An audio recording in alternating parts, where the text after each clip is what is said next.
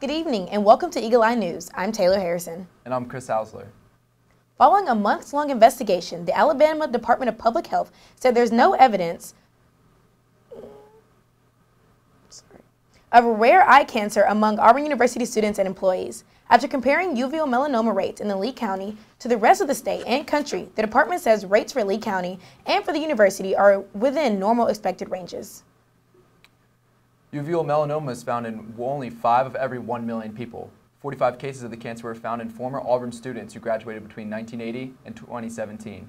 3 women who graduated in 1988 and 1989 have teamed up to raise awareness for the cancer that they all have. According to the Ocular Melanoma Foundation, there is no known cause for the cancer. Alabama has an average of 31.6 new cases per year. Eagle Eye's Lucy Jane Ragsdale is in the newsroom with more on how the Auburn Ocular Melanoma Group is reacting to the news. Yes, that's right. Ashley McCurry, Allison Allred, and Julie Green were friends at Auburn and now all have this same rare cancer. They've started a support group to help people with uveal melanoma as they seek out treatment options. In a phone interview today, McCurry spoke about the latest developments in the case. We are not surprised. We knew this was going to be the outcome. If you read the definition of a cluster, it is very difficult to meet all the criteria to actually become a legitimate cluster. Just because this is not considered a cluster doesn't mean that it's not statistically relevant. It is statistically relevant that this number of people went to Auburn and have had this very rare cancer. You don't know you have this type of cancer unless you have an eye exam with the dilation. Our goal is not just to raise money for research, but it's also to raise awareness, to let people know what treatment options are out there, and to let people know they're not alone. And if we can help one person in any of those 3 ways, we feel like that we're doing a good job. That research is expected to cost $200,000. The university has committed to funding $50,000. The Auburn Ocular Melanoma Group has raised $63,000 through community efforts. Live in the newsroom, I'm Lucy Jane Ragsdale. The university work with the Public Health Department to analyze data in hopes of finding a cure. Officials advise anyone with concerns about having uveal melanoma to schedule an eye exam with an optometrist or an ophthalmologist. 2 weeks before the midterm elections, Auburn College Democrats, College Republicans, and Young Americans for Liberty hosted the Great Debate. Students discussed different political topics including education, healthcare, and voter suppression. Eagle Eye TV's Ken Ward served as a co-moderator of the event. Auburn students were on the concourse this week making sure students were registered to vote. Eagle Eye's Patience Ray spoke with them about the importance of voting. According to the U.S. Census, youth turnout nationwide for the 2014 midterm elections was around 20%, the lowest rate of turnout in the last 40 years. But will Auburn students be turning out on November 6th? I asked how they felt about voting. I believe it's really important because we're all up here getting our education and hanging out with our friends and involved in social life, but at the same time, it's stuff that's going on right now that's going to be impacting us once we get out of college, and so it's really important to have people in place that will voice the things that we hold near and dear to us. I think it's important for Auburn students to vote because you can sit there and you can complain about things that are going on and things that you don't like in society, but it's not going to matter if you're not going to exercise your right to vote. And so that's why I think it's important. And plus, we're the future. We're, even though they say the children are the future, we are the people that are next up to run the country and just to have the, the jobs and to run the businesses in the Fortune 500 companies. So if we don't have a say-so, then how are we going to exercise it when we get, older? So yeah, that's why I think it's important to vote. Midterm elections are important, just as important as a big general election or a presidential election, because, those are the elections that determine, the Senate, the House, Congress. And so, the president, they have power, but, Congress, makes our laws and things like that. So that's why I would say a midterm election is just as important as a general election. If you got a problem, you can always write your congressman, write your senators, stuff like that, your city council. So, I definitely feel like you can get your voice heard. You just have to want to. I spoke with Adam Jortner, a professor at Auburn University and candidate for the Alabama State Board of Education. These midterms are going to determine the future for almost all of our students. Education, healthcare, student debt, all these things are on the ballot. If we want to protect those things, if we want there to be Medicaid for us in the future, if we want to have fair rules about paying back student debt, students have got to get out and vote in those midterms. Everybody in Alabama deserves to have a great education, and it doesn't matter if you live in the wealthiest suburb of Birmingham or if you're in the poorest county of East Alabama, you deserve a great school. And we can do it. We just need to have the right priorities. The campaign for the opposing Tracy West did not reply to our request for an interview. This is Patience Ray reporting for Eagle Eye TV. The midterm election is November 6th. Auburn's polling locations include the Boykin Community Center, Frank Brown Recreation Center, Dean Road Recreation Center, and the Clarion Inn and Suites University Center. Midterm elections are just around the corner, and Eagle Eye TV has all the coverage. Be sure to tune into our live election show November 6th to hear the results from races in Alabama and nationwide. And keep up to date on our website, eagleeyeauburn.com. Coming up, Auburn football is off this week, but soccer and volleyball are on. You're watching Eagle Eye TV, Auburn's news leader.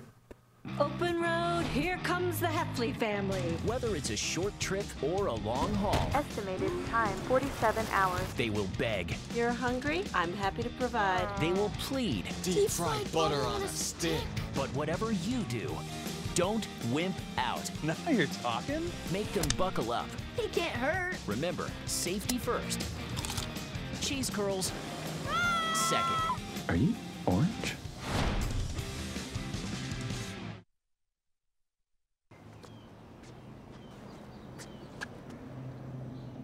Here is my handle and here is my spout.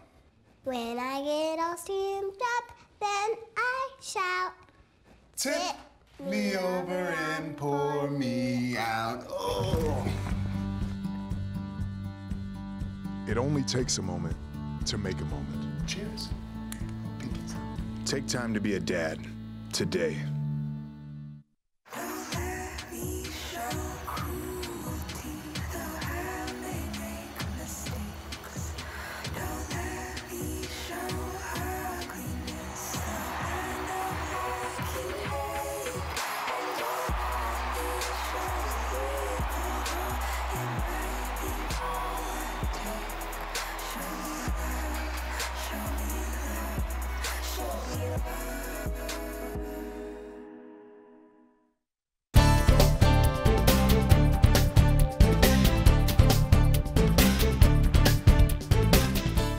With football getting their much-needed bye week this week, we take a look at Auburn in a different Iron Bowl and volleyball as they try to keep up their solid play throughout the season. All this and more on your Tiger Sports. I'm Andy Hewling. After somewhat disappointing first 8 weeks to the season that saw highs such as defeating 6th-ranked Washington and Atlanta, and lows such as dropping 3 out of the 4 SEC games to teams such as LSU, Mississippi State, and Tennessee, Auburn football turned their attention to the bye week, optimistic about the rest of their season. The rest of the season holds opponents such as Texas A&M, Georgia, Liberty, and the Crimson Tide of Alabama. A college football playoff bid that might not be in the future for Auburn, but key wins that could spoil contenders such as Alabama and Georgia. A bowl game is within sight for the Tigers, but there's still more work to be done. Auburn soccer wraps up the regular season tonight as they welcome in the Alabama Crimson Tide to the Auburn Soccer Complex. Kickoff will be slated for 8 p.m. and it can be seen on the SEC Network. Auburn's 4 seniors, Ashton Brock, Sarah Lee Bowe, Gianna Montini, and Taylor Troutman will be recognized for their accomplishments during their careers as a Tiger prior to the match on senior night.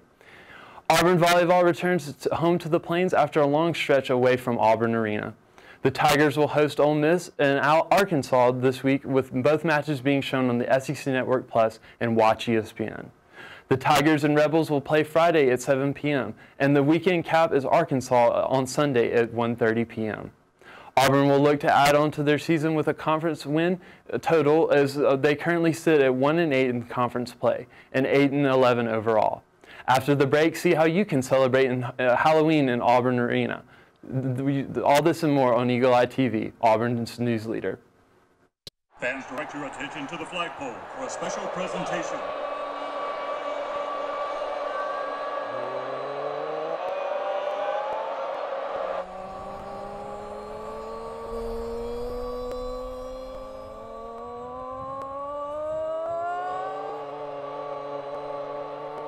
You never really leave Auburn.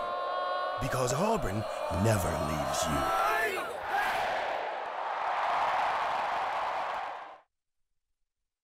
So, I just moved in with this family, and it's embarrassing. The little one, he likes to go outside and crawl around in the giant litter box. I don't know what he's doing. I mean, I was born and I knew how to use the litter box. Look at that. That's disgusting. Oh, poop already. You're making me nervous.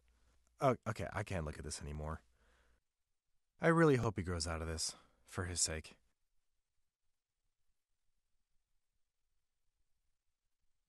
I hope that you've been able to learn a strong work ethic surrounded by character, integrity, perseverance, so that when your 1 second comes, you'll be prepared for it. Chris Davis. 45, there goes Davis! Your 1 second, our 1 second is now. And our lives have been guided by the principles of one of the greatest academic institutions in the country, Auburn University.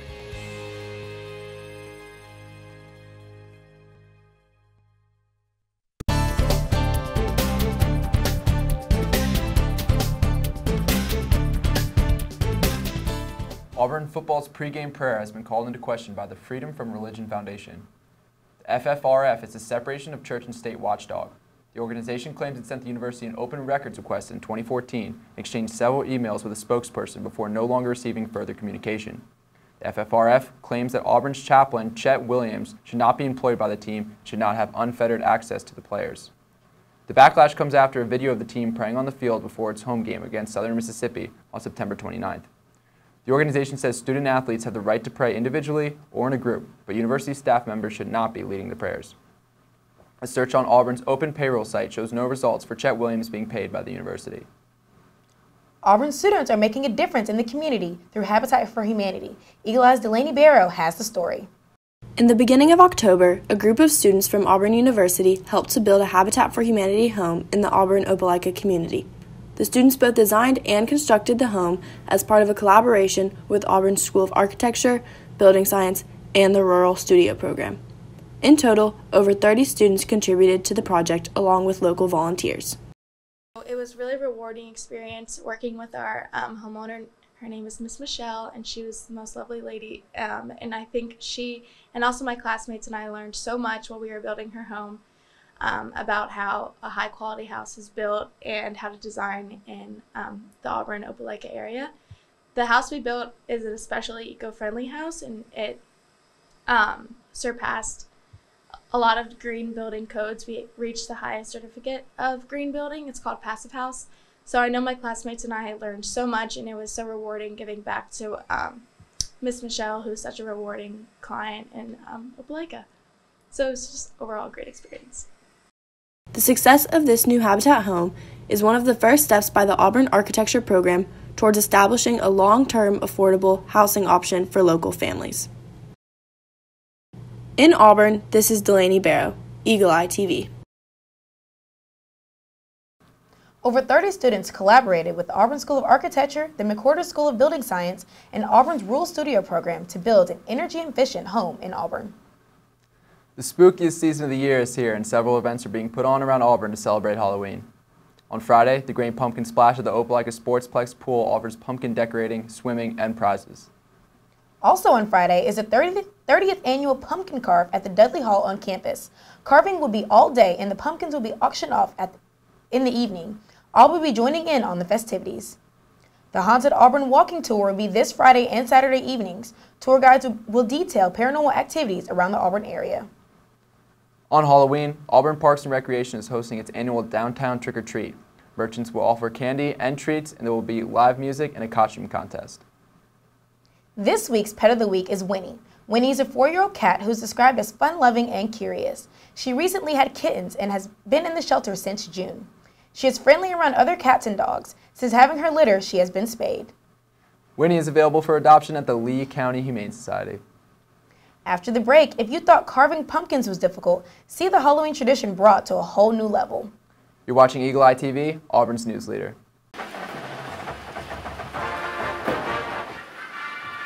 Even the best of us forget sometimes. But buckling up is one thing you always want to remember.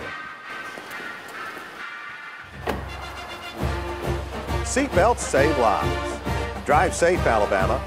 A message from your Alabama Department of Transportation.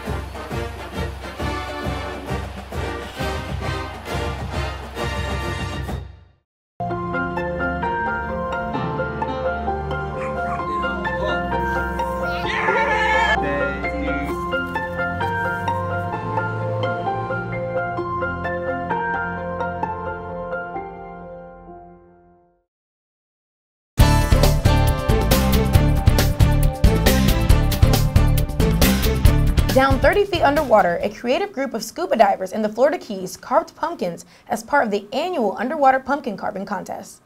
The underwater artists turned their pumpkins into sea creatures. Participants were also challenged to keep their halo-buoyant pumpkins from floating off as the carving took place. 16-year-old Sebastian Gemino and his 14-year-old brother Gabriel won the contest with their dolphin entry. That's all we have for you tonight. Be sure to tune in with us each Thursday and check our website, eagleeyeauburn.com, for all the latest Auburn headlines. I'm Taylor Harrison. And I'm Chris Hausler. Thanks for joining us at War Eagle.